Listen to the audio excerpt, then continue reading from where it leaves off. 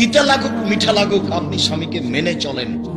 স্বামী গালি দিয়েছে, তারপরে এক গ্লাস পানি চেয়েছে, তখন আপনি এক গ্লাস পানি নিয়ে সামনে ঠ্যাক্কস করে রেখে ওদিকে চলে গেলেন। এভাবে সংসার হবে না, এই সংসার চলবে না। দেখেন, আমি আব্দুর রাজ্জাক বিন ইউসুফ আপনার দ্বীনী ভাই হিসেবে বলছি, আপনি আমার কথাটা মেনে নেন, স্বামীকে মেনে চলেন। শেষ পর্যন্ত যদি আপনি মনে করেন যে আব্দুর রাজ্জাক সাহেব আমার চলবে না সংসার, তা আপনি খোলা তালাক করেন। স্বামী যত বড়ই দামি হোক, যত বড়ই চাকরিজীবী হোক, যত বড়ই পরহেজগার হোক, যে কোনো সময় আপনি স্বামী বাদ দিতে পারেন। হাদিস বুখারী মুসলিম। তার নাম খোলা তালাক। আপনি চেয়ারম্যান মেম্বারকে বলবেন আমি ভাত খাবো না, মিটে গেল, একটা ব্যবস্থা করে দিলেন। আপনি নিজেকে খোলা করে নেন।